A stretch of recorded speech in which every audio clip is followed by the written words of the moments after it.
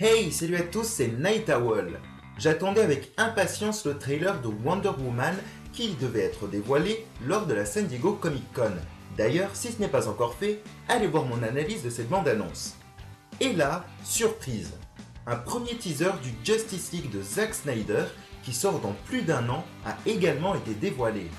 C'est donc avec joie que je vous retrouve aujourd'hui pour me pencher sur ce teaser qui promet du lourd. Comme toujours, cette vidéo peut contenir d'éventuels spoilers sur le futur film.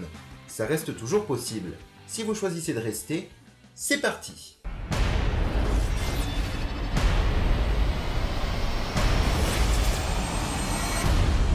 I heard about you. Didn't think you were real. I'm real when it's useful. Contrairement à l'année dernière où Warner Bros avait diffusé à contre-cœur le premier aperçu de Suicide Squad qui avait fuité, le studio a choisi cette année de révéler en ligne au fur et à mesure tout ce qu'il avait amené à la San Diego Comic Con. Concernant Justice League, nous avons d'abord eu droit à 7 photos de groupe et ensuite aux images exclusives du film, qui n'est en tournage que depuis quelques mois et ne sortira pas en salle avant novembre 2017. Et déjà, il y a plein de choses à dire. Petit synopsis de ce film qui verra revenir une troisième fois Zack Snyder à la réalisation pour le DCEU.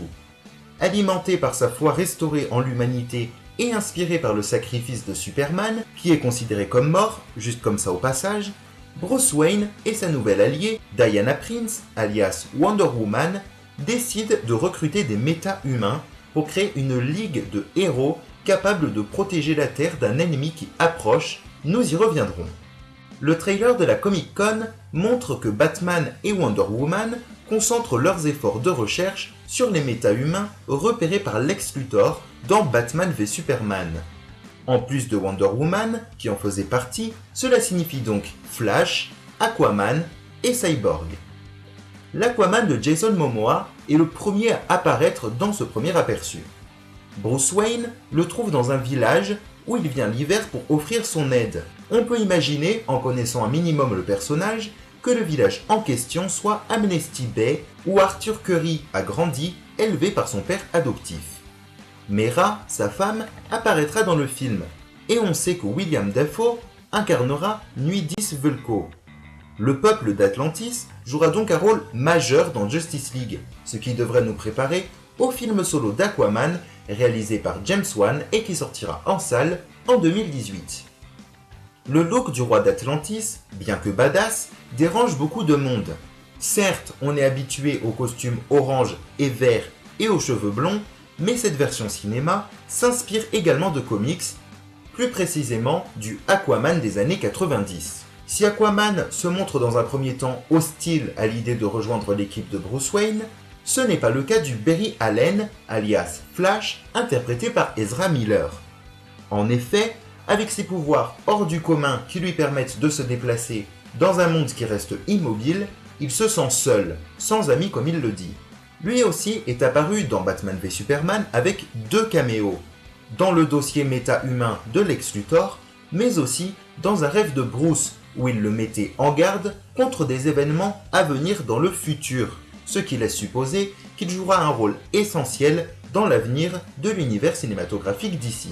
La rencontre entre les deux personnages est très humoristique et rappelle bien sûr la scène de Civil War où Tony Stark recrute Peter Parker. Warner Bros ne prend pas trop de risques en dévoilant cette scène étant donné qu'elle nous a déjà été rapportée par des journalistes qui ont visité le plateau. Parlons du costume, nettement plus rouge que celui de la série CW. Il est composé de nombreuses pièces, liées d'une façon qui permet la flexibilité. Dans l'avenir, Flash aura sans doute le costume plus complexe qu'il porte quand il apparaît à Bruce Wayne pour prévenir le futur d'arrivée. D'ailleurs, Bruce Wayne ayant les moyens nécessaires, on peut s'attendre à ce qu'il équipe les autres membres de la Ligue. Parlons de Cyborg dont on a très peu parlé et qui reste une des grandes révélations de ce premier aperçu. Un plan montre Victor Stone, étudiant à la Gotham City University, soit dit au passage, avant l'accident qui va conduire son père, un scientifique de Star Labs, à faire de lui un homme-machine pour lui sauver la vie, tel qu'on l'a vu dans Batman v Superman. Cyborg est un membre fondateur de la Justice League que depuis le New 52 en 2011. Si son inclusion dans le film peut surprendre, elle est parfaitement sensée lorsque l'on s'y penche un peu. En effet, on a vu dans Batman v Superman qu'il a été créé à l'aide d'une des boîtes mères.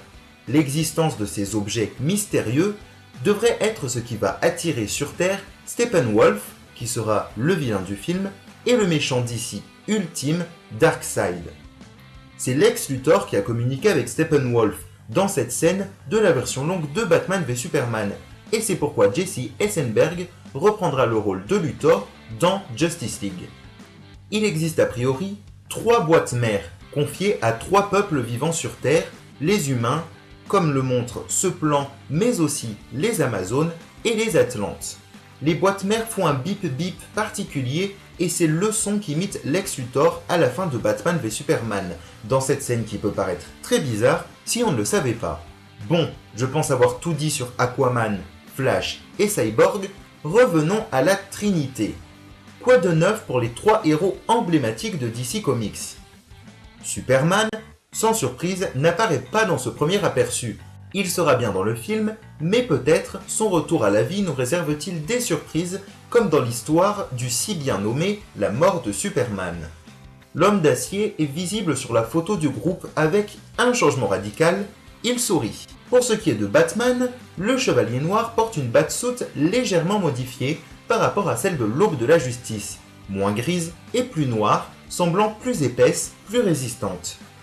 On sait également, grâce aux chanceux qui ont pu visiter le plateau, que Ben Affleck, pour les besoins d'un film aussi colossal que Justice League, portera également un autre costume entre la batsuit et l'armure. Finalement, Wonder Woman, assez en retrait dans ce premier aperçu, conserve le même costume, on peut encore espérer qu'elle optera pour quelque chose de neuf, autrement ça fera 3 films qu'elle utilise la même armure. Somme toute, nous avons ici une formidable photo de groupe, mais j'ai tout de même l'impression qu'il manque quelque chose de vert. Non, je ne pense pas à Martian Manhunter, membre fondateur en 1950, mais pas dans le New 52, mais bien à Green Lantern, qui lui a toujours été un créateur de la Ligue et dont on ne semble absolument pas se préoccuper chez Warner Bros. Mais comme Justice League ne sortira en salle qu'en novembre de l'année prochaine, que le film, dont le tournage assez secret est loin d'être fini, bénéficiera d'un autre Comic-Con, tout peut arriver d'ici là.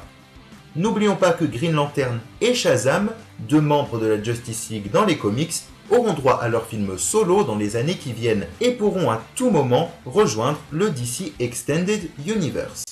Pour conclure, si je ne l'attendais pas et que je ne le demandais pas, ce premier aperçu de Justice League m'a vraiment donné envie de voir le film. Adapter la Ligue des Justiciers au cinéma est un défi que le réalisateur Zack Snyder devrait pouvoir relever. J'ai vraiment hâte de voir ce film.